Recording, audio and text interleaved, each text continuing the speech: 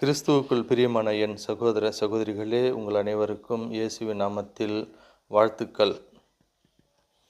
இந்த நாளில் கூட மத்தேயு எழுதிய சுவிசேஷம் அதிகாரம் 20 சில வசனங்களை தியானிப்போம். 16வது வசனத்தில் இயேசு கிறிஸ்து இப்படியாக சொல்லுகிறார்: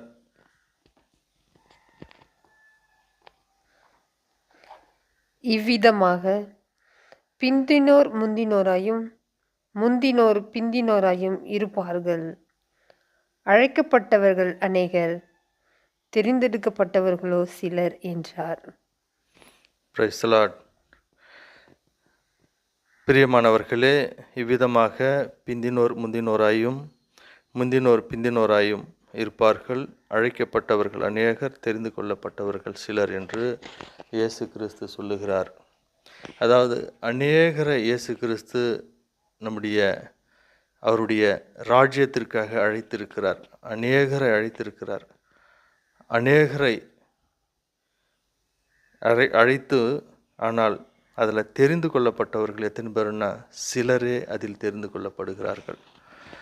பிரியமானவர்களே, அந்த சிலருக்குள்ளே நம்ம இருக்கிறோமா? அந்த சிலருக்குள்ளே நம்ம இருக்கிறோமா?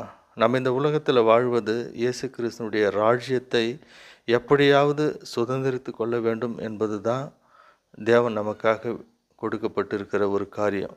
இந்த காரியத்தில் நம்ம அநேகராக இருக்கிறோம். அநேகர்னா நம்ம பை லக்கில் கிறிஸ்துவ குடும்பத்தில் பிறந்திருக்கிறோம். அந்த குடும்பத்தில் நாங்களும் கிறிஸ்தவர்கள் என்று பெருமை பாராட்டி கொண்டு இருக்கிறோம். கடவுளுக்காக நம்ம ஊழியங்கள்லாம் செய்து கொண்டு இருக்கிறோம். எப்பேற்பட்ட ஊழியம்னா அது இயேசு கிறிஸ்து விரும்புகிறாரா விரும்பாத ஊழியமா சொல்லி தெரியாது. ஏதோ நம்முடைய மனசில் படுகிற ஊழியங்களை தேவனுக்கு செய்கிறோம். தேவன் நமக்கு எப்பேற்பட்ட ஊழியத்தை நம்மகிட்ட இருந்து கேட்கிறார், அவர் நம்மகிட்ட இருந்து எதை எதிர்பார்க்கிறார் என்று நம்ம தியானிப்போமானா, அதாவது 22வது வசனத்தில் தேவன் சொல்கிறார் பாருங்களேன்: நான் குடிக்கும் பாத்திரத்தில் நீங்கள் குடிக்கவும், நான் பெறும் ஸ்நானத்தை நீங்கள் பெறவும் உங்களால் கூடுமா என்றார். பிரியமானவர்களே, இயேசு கிறிஸ்து நம்மோடத்தில் கேட்கிறார், நான் குடிக்கும் பாத்திரத்தில் நீங்கள் குடிக்க முடியுமா?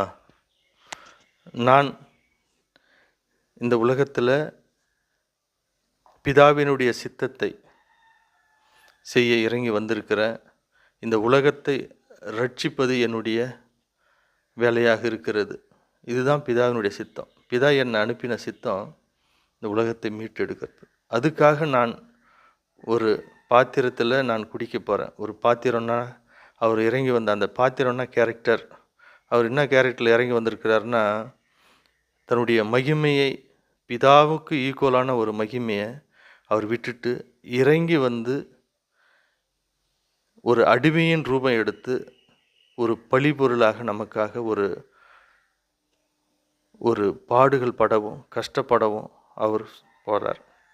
இந்த நேரத்தில் அவர் எப்படிப்பட்ட பாடுகளை அவர் படுகிறார் என்றதை சிம்பிளாக சொல்கிறார் பாருங்களேன்.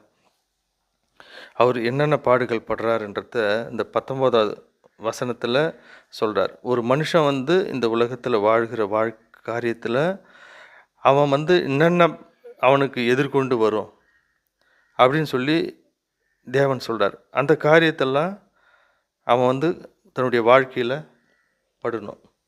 அதுதான் இந்த மத்தேயு அதிகாரம் 20வது அதிகாரத்தில் 19வது வசனம் இப்படியா சொல்லுது: அவரை பரியாச பண்ணவும், வாரினால் அடிக்கவும், சிலுவையில் அறையவும் பிற ஜாதியாரிடத்தில் ஒப்பு கொடுக்கப்படுவார். ஆமேன். அதாவது அவர் வாரினால் அடிக்கப்படணும், பரியாசம் பண்ணப்படணும், சிலுவையில் அறையப்படணும். இன்னைக்கு பரியாசம் பண்ணோம்னாக்கா, நம்ம ஒரு கும்பலாக ஒரு 4-5 பேர் உட்காந்துக்கிட்டு ஒருத்தர் நிற்க வச்சு அவங்கள பரியாசம் பண்ணி சிரிக்கிற கூட்டம் எவ்வளோ இருக்குது. சிலரை முன்னாடி விட்டுட்டு பின்னாடி அவர்களை பற்றி பரியாசம் பண்ணி பேசுகிற கூட்டம் எவ்வளோ இருக்குது. அந்த கூட்டத்துக்கு மத்தியில் இந்த வாழ்க்கையில் நமக்கு பின்னாடி எவ்வளோ பேர் நின்று பேசுவாங்க, நமக்கு எதிராகவும் பரியாசம் பண்ணுவாங்க. நாம் செய்கிற ஒவ்வொரு காரியத்தையும் பரியாசம் பண்ணி பேசுகிற கூட்டம் எவ்வளோ இருக்குது. நாம் அந்த பரியாசத்தை எவ்வாறு நம்ம எதிர்கொள்கிறோம் அப்படின்றத நம்ம தியானித்து பார்ப்போம். நாம் இந்த பரியாசங்களை ஏற்றுக்கொள்ளுகிறோமா, அல்லது இந்த பரியாசத்திற்காக நம்ம எதிர்த்து போராடி கொண்டே இருக்கிறோமா அப்படின்றத யோசித்து பார்ப்போம். இந்த உலகத்தில் இந்த பரியாசங்கள்லாம் நம்ம எதிர்த்து போராடிக்கிட்டு இருந்தோம்னா நம் வாழ்நாள் முழுதும் நம்ம போராடிக்கிட்டே தான் இருக்கணும். வருகிற பரியாசத்தெல்லாம் ஒதுக்கி தள்ளி இதை குப்பையும் கூலமாக எண்ணிட்டு தேவன் நமக்கு நியமித்திருக்கிற அந்த ஓட்டத்தை நம்ம ஓடும்போது இந்த காரியம்லாம் நமக்கு அந்த சிலருக்குள் ஒருவராக நம்ம மாற்றப்படுவோம். அநேகர் அழைச்சிருக்கிறார், ஆனால் தெரிந்து கொள்ளப்பட்டவரோ சிலர் இல்லையா? அந்த சிலருக்குள்ளே நம்ம போகணுன்னா உலகம் கொடுக்குற இந்த பரியாசத்தை நம்ம பொருட்படுத்தவே கூடாது. தேவன் நமக்கு நியமித்திருக்கிற ஓட்டத்தில் ஓடிக்கிட்டே இரு, திரும்பி பார்க்காத. நீ திரும்பி பார்த்து அவங்களுக்கு பதில் சொல்லிட்டு இருந்தீங்கன்னா தேவனுக்காக ஓடுகிற ஓட்டம் தடை பண்ணப்பட்டுடும். இரண்டாவது அவர் சொல்கிறாரு பாரு, நீங்கள் வாரினால் அடிக்கப்படணும். வாரினால் அடிக்கப்படுறது எதுக்கு ஒப்பிடுதுன்னா நீதி நிமித்தம் துன்பப்படுவது. இயேசு கிறிஸ்து அவர் எந்த பாவமும் செய்யலை, எந்த தவறும் செய்யலை. இருந்தாலும் அவர் நம்முடைய பாவங்களுக்காக அடி வாங்குகிறார்.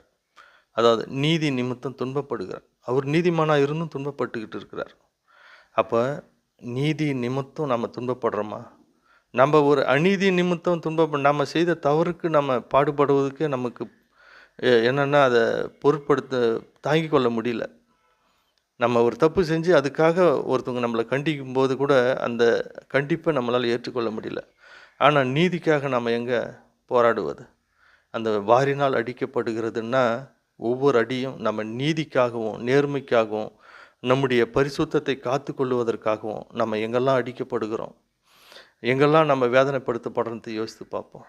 நம்ம இன்றைக்கி இந்த உலகத்தினால் வருகிற இந்த போராட்டங்களுக்கு நம்மளை பாதுகாத்து நம்மை பரிசுத்தமாக பாதுகாத்து கொள்ள எவ்வளவு அடி நம்ம வாங்குகிறோன்றத பார்ப்போம்.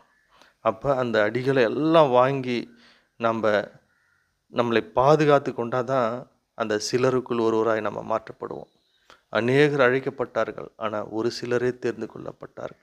அந்த தெரிந்து கொள்ளப்பட்டவர்களில் நம்மளும் ஒருவராக வரணுன்னா நம்ம இந்த நீதி நிமித்தம் துன்பப்படணும். நீதி நிமித்தம் துன்பப்படுகிறவளை ஏசப்பாவுக்கு ரொம்ப பிடிக்கும். மூணாவதாக சிலுவையில் அறையப்படணுங்க. சிலுவையில் அறையப்படுற காரியம் நம்மை முழுவதுமாக அந்த சிலுவைக்கு ஒப்பு கொடுப்பது. இயேசு கிறிஸ்து தான் சிலுவையில் நமக்காக ஒப்பு கொடுத்துட்டாரு, அவருக்காக பலியாயிட்டாரு அப்படின்னு நீங்கள் சொல்லலாம். உண்மைதான். நம்முடைய பாவங்களுக்காக, நம்முடைய கழுவாய்க்காக அவர் சிலுவையில் ஒப்பு கொடுக்கப்பட்டுட்டார். ஆனாலும் அவர் சிலுவையில் ஒப்பு கொடுத்தது எதற்காக அப்படின்னு யோசித்து பார்த்தோம்னா நம்மில் வைத்திருக்கிற அன்பை வெளிப்படுத்துவதற்காக சிலுவையின் சுமை அவர் ஏற்றுக்கொண்டார். அப்போ நமக்காக விட்டுட்டு போயிருக்கிறது என்னங்க அப்படின்னாக்கா அன்பு தான். அந்த அன்பை நான் உங்களை எப்படி அன்பு செஞ்சேன், இந்த சிலுவையை சுமந்து தான் அன்பு செய்தேன். அதுபோல் நீங்களும் மற்றவருடைய பாரங்களை ஏற்றுக்கொண்டு அவர்களை அன்பு செய்யுங்க. மற்றவருடைய கஷ்டத்தில், மற்றவருடைய துன்பத்தில் நீங்கள் அவருடைய பாரத்தை போய் சுமக்க ஓடிப்போங்க. அவருடைய கஷ்டங்களை சுமக்க ஓடிப்போங்க. பாவத்தில் விழுந்துட்டாங்களா அவங்களுக்கு நற்செய்தி சொல்லி இயேசு கிறிஸ்து இருக்கிறார் நமக்கு மன்னிக்கன்னு சொல்லி அந்த வார்த்தைகளை சொல்லி அவர்களுக்கு நீங்கள் போய் அவருடைய சிலுவையை சுமக்க உதவி செய்யுங்கப்பா. நம்ம இயேசு கிறிஸ்து நம்மளை அன்பு செய்து நம்முடைய பாவங்களுக்காக அவர் சுமந்தது போல் நாமளும் மற்றவருடைய பாவங்களுக்காக சுமக்க இந்த நேரத்தில் நம்ம அவர்களுடைய சிலரில் ஒருவராக இருக்க வேண்டுமால் இந்த காரியங்கள் எல்லாம் செய்யணும். இதை பாருங்களேன். அதுபோல் இன்னொரு காரியத்தை கூட ஏசப்பா நமக்கு சொல்கிறாரு. 27வது வசனத்தில் இயேசு கிறிஸ்து சொல்கிறாரு பாருங்களேன். உங்களில் எவனாகிலும் முதன்மையாயிருக்க விரும்பினால் அவன் உங்களுக்கு ஊழியக்காரனாய் இருக்க கடவன். ஆமீன். இன்றைக்கி நம்மளில் யாராவது முதன்மையாக இருக்க விரும்பினா ஊழியக்காரனாக இருக்குன்னு சொல்கிறாங்க. இன்றைக்கி நம்ம தமிழ்நாட்டில் இந்த அரசியல் கட்சிகளில் எவ்வளோ பேர் முதன்மையாக இருக்க ஆசைப்படுறாங்க. நான் இருக்கிறேன்னு போட்டி, அரசியல் கட்சிகளுக்குள்ள போட்டி.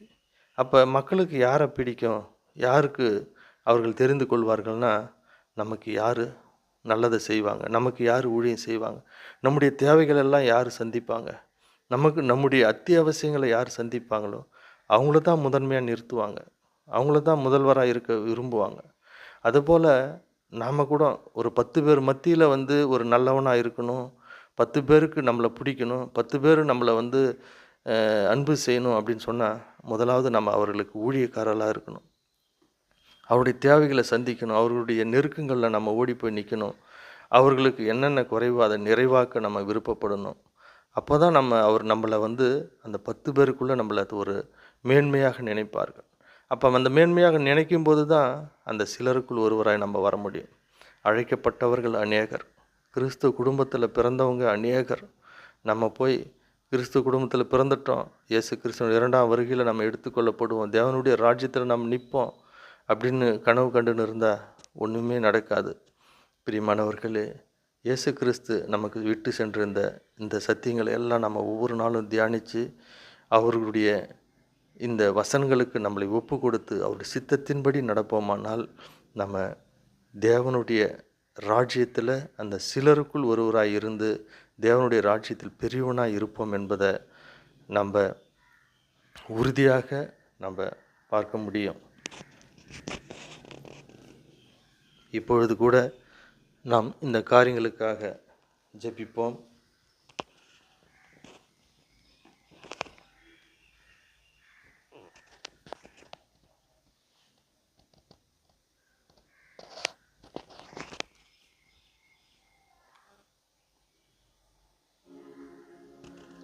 அன்பும் இரக்கமும் மகா கிருபையும் உள்ள எங்கள் அன்பு தகப்பனே, இந்த வேலைக்காக உம்மை ஸ்தோத்தரிக்கிறோம், துதிக்கிறோம், ஆராதிக்கிறோம், நன்றி செலுத்துகிறோம்ப்பா.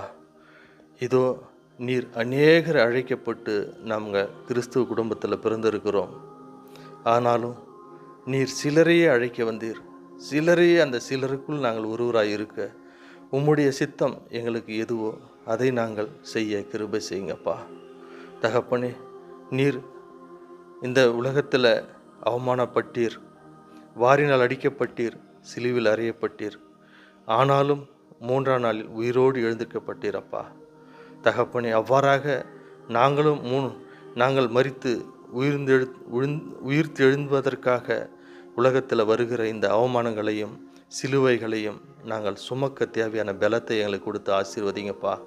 இந்த காலை வேளையில் கூட என்னோடு கூட சேர்ந்து ஜெபிக்கிற என்னுடைய சகோதரர்கள், சகோதரிகள், பிள்ளைகள், பெற்றோர்கள் ஒவ்வொருவரையும் ஆசீர்வதிங்கப்பா.